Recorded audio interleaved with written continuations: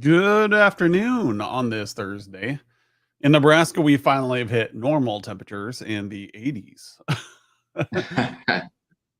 You know, it's never the case, but this time when the air conditioner went out, it went out on the coolest day of the week rather than the hottest day.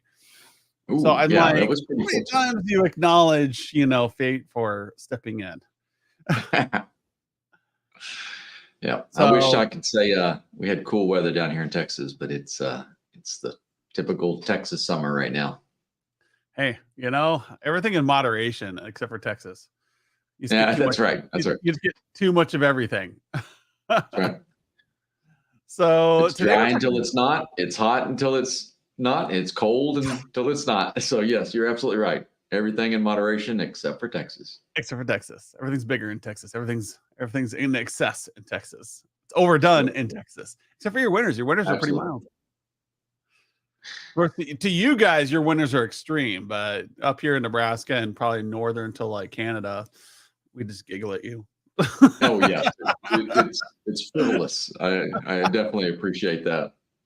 So today we're talking about more about risk management. I'm actually having to update the community calendar because we no longer we still have our NIST report that you can do a NIST overview where you can easily scan a customer and like focus in on a single area, a single control family with our audit report. But we are encouraging people move over to compliance scorecard, and then you get the full suite, and then it gets all managed, and it's a lot easier for you.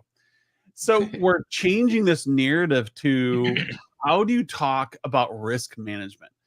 And as somebody who has been in security for a long time and CISSP, I'm published at SANS, I'm not somebody who says, "Ooh, I'm a security focused." No, I've paid my dues, people. Um, risk management is a crappy topic that I watch people bungle all the stinking time Yep. because it used to be they had some equations to help engineers understand like risk equals threat times cash or opportunity. I used to have them all memorized back when I was a security guy. But the point Like when you was, had to pass the test, right? yeah, they're like, well, that equation doesn't mean anything. No, no, the whole purpose of the equation wasn't to get you to analytically think about this. It was to actually get you to think if that firewall goes down and the company doesn't lose money, the risk is really, really low. Even Yes. if to you as an engineer, but if the firewall gets compromised, then what? The internet goes down. What Okay. what risk is there to the client? What is there to the company? Well, the Right. internet's down. Well, they don't care because they're a parks and rec office and they're spending most of their time out, hunting fishing licenses and dealing with park regulations. That firewall being down doesn't do anything for them. It's an Yeah. inconvenience. Kind of like, if you get into your car and it has a little bit of a funky smell to it, it's an inconvenience. But if you were Yep. a Lyft driver, that would be a major impact to your income as people gave you one-star ratings because your car smelled like fish. Yeah. So you got to think through what risk you're identifying and how does it impact the financial success of the company. Now you're talking risk. And Yes. that is where most engineers I see have a conversation around risk. Well, you need to have two-factor authentication. Oh, why? Well, it's a best practice. Everybody has it. If you don't, you're going to get hacked. Okay. Well, what's the problem with that? Yeah. I said this conversation the other night with a couple of my friends. Like, well, my phone gets compromised. What's the big deal? Mhm. Well, and then if you start talking about do you do banking through your phone? Do you have pictures of your kids on your phone? Do you have things and tied to locations? Now, let's say that people didn't even use the personal information on your phone. They have one more node to attack with. And Mhm. so you Oh have to yeah. talk about risk and things that matter to them, just like you do project. When you do project management with our tool, you rename your projects to things that are going to matter to the client. So you can do all the compliance you want. If you have a compliance finding on your SOC 2 saying there is no encryption on the desktop, I guarantee you your client does not care. Now, Right. if Yeah. it's a portable desktop, like a mobile PC or whatever, and you tell them, look, this is your CFO's laptop, all of your financial and banking information is on there. Mhm. Now, if that laptop gets stolen, and they harvest it for data. Like, people are targeting your C levels all the time. What data is on that laptop that would be useful to a bad actor? Right. How could Well, they now affect your company? this is a great way to kind of expound on one of our taglines, conversations, not presentations. Yeah. So a typical security presentation would be this penetration report, right? A vulnerability scan. Yep. And you say, you don't have this level of, security here. So the firewall or whatever resource is at risk. Okay. That again, like Adam said, that doesn't really mean a lot to your clients. And you may look at that and go, I know exactly what that's going to do for their business. You may know the impact, but take the time to walk through these with your clients so that they understand and they're bought in on the processes. Along the way, I'm almost positive, I'm pretty much guarantee it, you're going to learn something about their business that you didn't know. Yep. And your clients are going to get a bit more educated in it.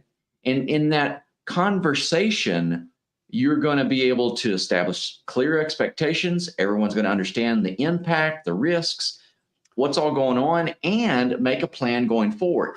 So put away your security presentations, all right? Some of them are really great, but sit down, have a conversation with your clients, and make sure that both you and your customers understand the risk involved in all these steps we have to go through to be compliant with whatever regulatory body we're running through at the moment. Yeah. Do you know why your client should care? Oh yeah, I know why my client should care. Why? Can you Yeah. tell them how much money they'll lose if this happens? Well, the whole business is going to go down. Okay, what does that mean? Give me some context here. What does that mean? Yes. Their whole business is going to go down. They're going to lose internet. They're going to their computers aren't going to be able to log on. They won't be able to get work done. Which employees aren't going to be able to get work done? Right. How much revenue does this customer bring in a day that you can tie this to? That's These really are good all there. things that you don't know. Yes. So if it's just plainly obvious that if the firewall goes down, their business is shut down for the day. Okay, everybody knows that. That's just a given. But let's define that better. Let's Yeah. put that some context. And so you can talk to your customer and say, all right, we know if the firewall goes down, you guys can't do any business. What is the financial impact to your organization if that kind of event happens? And your clients, for the most part, will be able to come up with a number. It's going to cost us this much money every day the firewall is down. All right. That's great. All right. For your perspective, it's set some parameters. Do they really need the high availability, the backup, carriers, or do they just need the most current and secure, stable firmware release on the router? That provides a lot of context for you. Yeah. And in your client's perspective, that same conversation, they realize that, oh, wow, if it's going to cost me $50,000 a day to be down, when my IT provider sends me that quote for a $20,000 firewall project, that's really not a bad deal. Yeah. Whereas without setting that context, your client's going to give me 20 grand. What do you mean? So it's just, sometimes it's obvious information, but let's go a little deeper. Let's have a deeper conversation on this to really narrow down what is the value, the risk, and the impact to their business. Yeah. It's just like your own personal life. What's the risks to your family right now? If you do a good financial advisor, they're really good at identifying financial risk. Like, you don't have a life insurance policy, and they go, well, if you were to pass away right now and you're 25, very low chance of you passing away. However, this term life insurance policy is going to go all the way till you're 55, and it's going to cover you in case you get, diabetes or have a heart attack or get hit by a car. Yep. And the risk right now is you're in enough debt that your family is going to have to deal with it. And then they're also going to have to bury you, and it's going to make things complicated. So let's mitigate that risk. And then they can look at things like, what about disability? You've got a trade position where you're a welder. If you lose the use of your hands due to a disease or to an accident, you lost your livelihood. Do you have supplementary disability insurance? What is the financial officer doing in each of these situations? He's equating it to your livelihood and risks financially to you and your family. So you can say, look, for $20 a month, you can make this risk go away. Is that worth it? Have that peace of mind, knowing your family will be taken care of. Knowing that if you lose your hands or something bad happens, you can no longer do your trade, that you're gonna be okay. Yep. So when you're Well, talking and to your so clients, you want to do the same thing. Why do they need two-factor authentication? Because if somebody starts impersonating accounts, that's really bad PR, given that you're a daycare and somebody starts posting porn on the internet using your account, no one's going ooh, to yeah. trust you anymore. The Yep. court of public opinion comes into play when it comes to two-factor authentication. Yes. Was this Now, actually you? Even if it wasn't you and you can prove it, you still have a big PR situation on your hand that you need to deal with. yeah. So Mike Giovanni's jumping in here and says the dog ate his homework. Oh, well, that's all right, Giovanni. Just have ChatGPT resubmit that. But so this is a somewhat crude, but I don't know, somewhat relevant story here that hopefully will kind of make you think about these sort of conversations. So years ago, I worked for an oil and gas company, and obviously we've got, part of our staff is out on a drilling platform. And if you've ever looked into that, that is it is a very dangerous job. There's a lot going on out there. And, part of the standard company insurance and benefits was some sort of disability. If someone gets hurt on that drilling platform, if it's a pretty serious injury, they're not going to be able to do their job. And so what's the impact to them? And the IT guys, we're all sitting around chatting one day, reviewing the updated policy, and someone makes a comment and says, that's works great for the drilling hands, but for us, what's it take for us to be disabled? I mean, I could be confined to a wheelchair. Someone could push me up to a keyboard and stick a pencil in my mouth, and I can still get most of my job done. And that's really, I'm sorry, it's kind of a morbid or crude sort of comment, but it highlights the difference in what is the impact going to be given your situations. And that's why you want to spend some time talking about impact with your client, because what they see and what you see are two different bags. You need to be on the same page.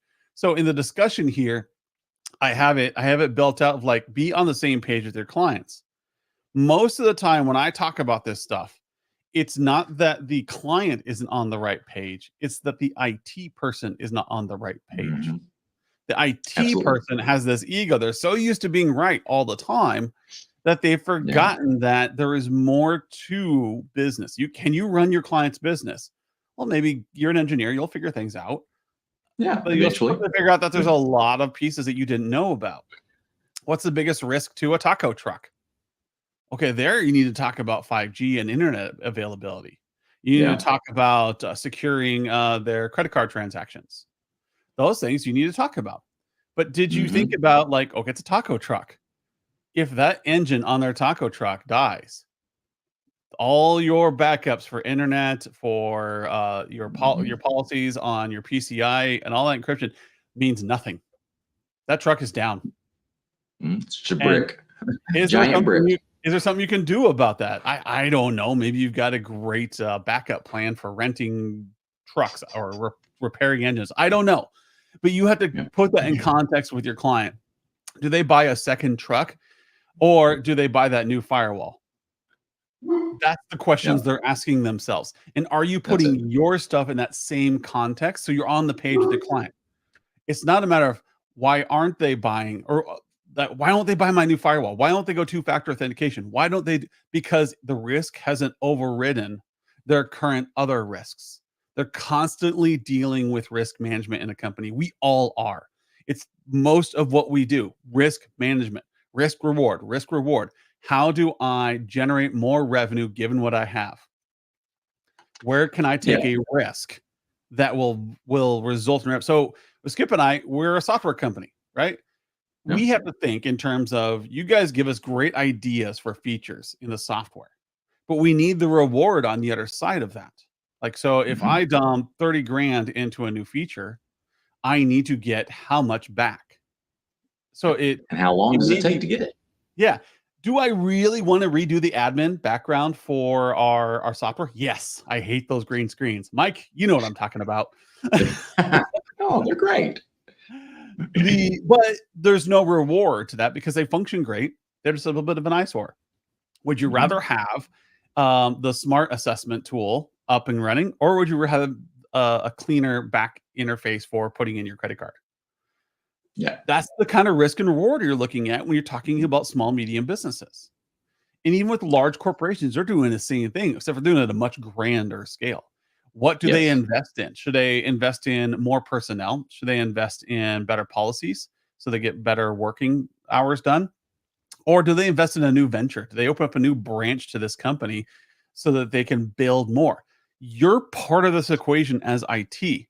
You've got to talk about these risks and understand that some of these risks you can do nothing about in IT, but being aware of them, knowing that they are worried about their truck engine dying, means Mhm. that you're on the same pitch. Like, you know what? I get that you're worried about this. Let's push this server project off until next year. Let's put this Yep. 5G project off until next year because I know you need that backup. I know you need to overhaul your engine. Now Yep. you're relatable. Now, when you come to the table and say, I really think you need to upgrade to 5G so that you can process credit cards faster during large events. Now Yep. they're going to say, okay, well, how much faster? Well, remember last time when you spent about 2 hours down and you had to try to find some way to sell your tacos and you couldn't? Mhm. That problem goes away. How much do you make an hour at one of these large events? Now imagine all the other vendors struggling and you're the only vendor working. Mhm. I'll There's pass the on tacos, opportunity. man. That, Yes. and then let them decide the profitability of that. So for $5,000, I know it's a small taco truck, but for $5,000, I can guarantee you a sales system that will work anywhere.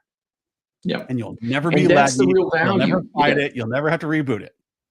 Yep. Your customers are constantly, like Adam said, your customers are constantly thinking about the risk and reward. And I feel like too many times as IT professionals, we show up and we think our stuff is all different, right? We're special, right? And yes, you've got all that business risk and reward, but I want to talk about the technology risks that you have. You've got to break that barrier and you've got to make sure that your client understands and is seeing the technology risks folded in with all of their other risks. Yeah. The risk of their senior employee leaving that has a huge amount of intellectual information that is maybe IP, maybe not. Maybe they have a structure that there's here where I'm at. One of the businesses over the weekend, they caught fire. And it's a total loss. It's a small town, big news sort of deal. What does that customer do? Their firewall doesn't matter right now. It is gone. It is charred remains, and you need to be part of that bigger picture so that as a business owner, they look down at their finances, their big finances, and say, all right, this is where that new firewall project fits Yep. in to my overall business strategy. And that's what makes you a part of their organization Yeah. rather than just a vendor. When you're talking about, yeah, like there you have a fire, right? What's the bigger risk? And okay, that new firewall is great, but if you would have done something different, you could have had an offsite available to them. Mm-hmm. If you guys deal with data centers at all, they love selling cold sites. Oh, That's yeah. just print. That's just printing money. But most businesses don't know cold sites exist. They don't Mhm. know that these data centers are built in malls and these giant warehouses, and they've got desks upon desks. And all they need is an image, and they can deploy you in an hour. You can have Yeah. your full business up and running in like 4 hours. But not every business needs that. That's which I'm gonna say something that I've been dying to say. Stop selling hurricane insurance to Nebraskans. It's a Right? really important to some people. Here in Yeah. Nebraska, we could care less. Oh yeah, it's really important for hurricane. I live in Nebraska. I mean, we have fingers of God here that smite randomly, but even those are low risk. I don't have insurance. I Yeah. care about fire. I care about In Lincoln, Nebraska, we don't even care about electrical. Our electrical grid is so freaking stable. So backups are really kind of rare. What we care about is clean power. So UPSs, when you're having that conversation with UPSs in Nebraska, you don't talk about always on, you talk about clean power. The You talk value. about the value. So it changes. So get on the same page with your client. You have a lot of knowledge in your head. You know where the gaps are, but you're not adding context because you don't understand your client. And you're getting Yeah. frustrated that they're not buying into your suggestions because your suggestions are crap, because they don't add context. They don't play Right. into what is the client worried about. And when you Well, do understand your business, if you sit down and just listen to your client, something I'm bad at doing, just sit down and listen to what they have to say. And in the yeah. end of the day, you're going to be able to say, oh, yeah, let's not do that firewall. Let's go ahead and put in access points that'll allow you to be more versatile around the workspace. It's more important that you guys are able to walk around your workspace and get work done than it is for you guys to have another 300 megs on your pipe or to Yeah. have a higher level of security. Well, and just kind of the ideas, that pop off in my head, talking about the business, it was a gym, that they catch on fire. And so, obviously that's really hard to replicate. But if you're sitting down with a business owner and you're walking through all of their business, if you're understanding, how, because technology is a part of just about everything that we do. So it's easy to be part of the bigger conversation if you do it right. And if that fire destroys the building sort of scenario comes up Yep. and the gym owner goes, I've got a buddy across town. He also runs a gym. He and I kind of have this little, handshake agreement that if something happens, he'll let all my members come over there, or I'd let all his members come over here. I'll be fine. No big deal. All right. Well, so all of your members start showing up at his gym. Are they really members? Are they paying?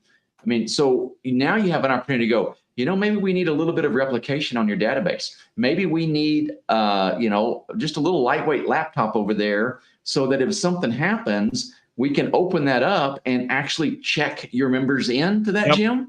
And all of a sudden they're thinking, oh yeah, that's a good idea. And you're part of their disaster response for the building burning down, right?